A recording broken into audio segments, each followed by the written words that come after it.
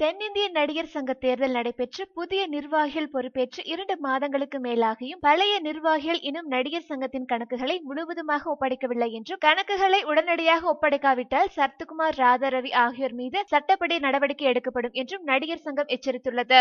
இது குறித்து இன்று நடிகர் சங்கம் வெளியிட்டுள்ள அறிக்கையில், தேர்தல் முடிந்தவுடன் நடிகர் சங்க கணக்குகளை 7 நாட்களிலும், அறக்கட்டளை கணக்குகளை 15 நாட்களிலும் ஒப்படைப்பதாக சரத்குமார் ஊடகங்கள் மூலம் தெரிவித்ததாகவும், ஆனால் இதுவரை 1 வருட கணக்கு மட்டுமே வந்துள்ளதாகவும், கடந்த ஏப்ரல் முதல் அக்டோபர் வரையிலான 6 மாத கணக்குகள் இன்னும் வரவில்லை என்றும் தெரிவித்துள்ளது. அதேபோல் நடிகர் சங்க அறக்கட்டளை கணக்குகள் 2013 முதல் 2014 வரை, 2014 முதல் 2015 வரை, 2015 முதல் 2016 ஏப்ரல் முதல் அக்டோபர் வரையிலான 6 மாதம் என 2.5 வருட கணக்குகள் இன்னும் வந்து சேரவில்லை என்றும் கூறியுள்ளது. முந்தைய வருட கணக்குகளை தணிக்கை செய்து பொதுக்குழுவில் வைத்து ஒப்புதல் பெற வேண்டியதால் உடனடியாக சரத்குமார் மற்றும் ராதாரவி முழு கணக்குகளையும் ஒப்படைக்க வேண்டும் என்றும், தவறினால் இவர்கள் மீது சட்டப்பூர்வமான நடவடிக்கை எடுக்கப்படும் என்பதை உறுதிபட தெரிவித்துக் கொள்வதாகவும் தனது அறிக்கையில் சுட்டிக்காட்டியுள்ளது. மேலும் சினிமா செய்திகளை உடனுக்குடன் தெரிந்து கொள்ள கீழே உள்ள சப்ஸ்கிரைப் பட்டனை அழுத்தவும்.